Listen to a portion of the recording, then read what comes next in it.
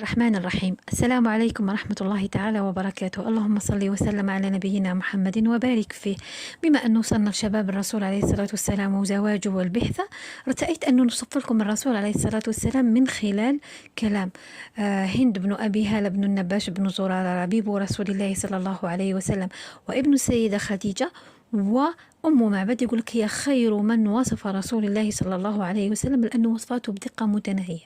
راح نقول لكم مباشرة الوصف بلا ما نروح نهدر باللغة العربية بعد نوصف لكم، لأنه أحيانا تخلط كي تسمع زوج لغة عربية بعد الدرجة. الرسول عليه الصلاة والسلام كان شديد سواد شعره كحل بزاف، وكان شعره رطب ومموج موش مسدول كما تاع الصينيين. إذا طوال ينقسم في الوسط. دائما الرسول عليه الصلاة والسلام إما يطولوا عند نصف الأذن، إما عند الأذن، إما عند الكتف. جبهته عريضة، من بعد عنده الحاجبين تاعو مقوسين وطوال حتى للعينين ويتلاقاو لقيا خفيفة. يقول لك يرمركوها فقط في السفر، لأنه كان عندهم الرملة خطرتك شغل تركب على الحاجبين نتيجة السفر. وعينيه واسعين، يقول لك عنده عينيه واسعين وشابين جميلتين ومهدبين بزاف. وعنده واحد العرق هكا كي يغضب، واحد العرق في جبهته كي يغضب يبدأ يبان، يتعمر بالدم ويبان. وعنده نيفو منقود طويل، وعنده واحد الانحناء خفيف في الوسط ما يبانش مليح. اللي ما يتأملوش مليح يحسب بلي الرسول عليه الصلاة والسلام أشم، يعني نيفو طالع، الأرنبة تاع أنفه طالعة، صح؟ لا ما هو معتدل الأنف، ما هو وأرنبة تاعو دقيقة، زعما الطرف تاع نيفو رقيق. وأحسن الخلق شفتين، عنده شفتين جميلتين وفم واسع، وعنده سنانه دقيقة ومستفة وثلجات في هذوك الرباعيات. وجهه يقول لك يعني بين المستدير وبين الشكل البيضاوي. اللحية تاعو كثيفة، وعنده عنفقة. العنفقة هي هذيك الدويرة تاع الشعر اللي تجي تحت الشارب، هذيك العنفقة متصلة باللحية وبيناتها هكا وحولها زعما داير عليها بياض، يعني ما فيهاش تحت شفتو كامل ما كاش شعر، كاين غير العنفقة ومن بعد اللحية الأخرى. الخدود تاعو جايين عاديين، شغل ما يجوني ممسوحين، ما فيهمش هكا نتوءات طالعين ولا هابطين ولا.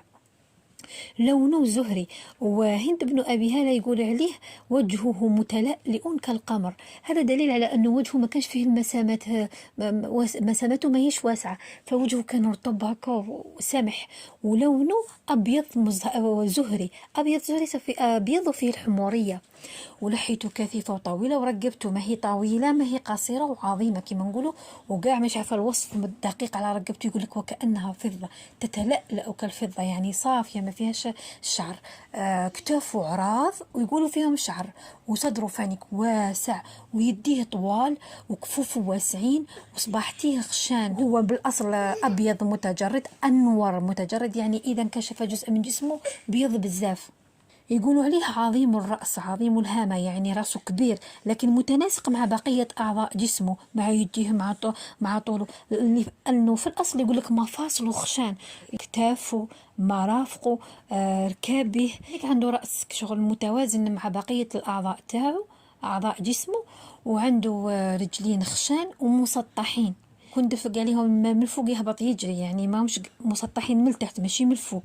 البطن تاعو وصدره متساويين، يعني بطنه ما هو خارج على صدره وصدره ما هو خارج على بطنه. قبل وفاته ما تحسبش حتى 20 شعرة شايبة في راسه وبين لحيته، يعني ما شابش، كانت عنده واحد ما وصلوش حتى 20 شيبة. من كثر ما كانوا الصحابة يبغوه بزاف ودقوا فيه النظر، حسبوا حتى عدد الشيبات يقول لك 18 شيبة فقط.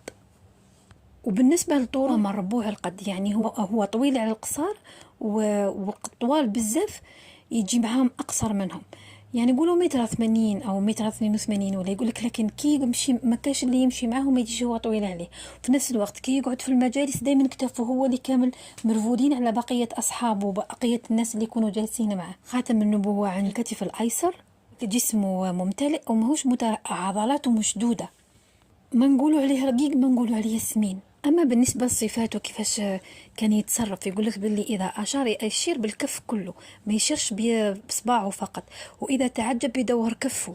وإذا تكلم يشد إبهامه الأيسر يديره في بطن يده اليمنى ويشد كشغل مرة على مرة يشد إبهامه به. هو أول من يبدأ بإلقاء السلام. في أصحابه هو دائما يسوقهم، يعني هما قدامه وهو موراهم. كثير التبسم وعمره ما تسمع له قهقهة، يعني انه يبانوا في التبسم لكن ما تسمعولوش ديك القهقهات وذاك الاصوات الغريبه. اذا مشى يمشي كشغل بقوه، وكانه راه هابط من مكان كشغل عالي المكان منخفض. وفي نفس الوقت رغم قاعد الشكل وذا الجمال وذا الوسامة اللي الله سبحانه وتعالى حبه بها، لكن مشيته دائما فيها غض الطرف وينظر أكثر من الأرض من السماء، وما يمشيش مشية المعجب والمتكبر بنفسه. أو رغم أنه إنسان يكون عنده كتاف وعراض كامل أحيانا مش عارفة كيف ولي يمشي، لكن هو أبدا مشيته ما هيش مشية المعجب ولا مشية المتكبر. كان هذه بعض صفات الرسول عليه الصلاة والسلام. نتمنى أنه يكون عندكم هكا لمحة وإحنا نحكوا عليه، فالقصة هكا تبدأ مشوقة أكثر وأكثر. اللهم صل وسلم على نبينا محمد وبارك فيه، واجعله يا ربي سبحانه يعني يشفع عنا يوم القيامة.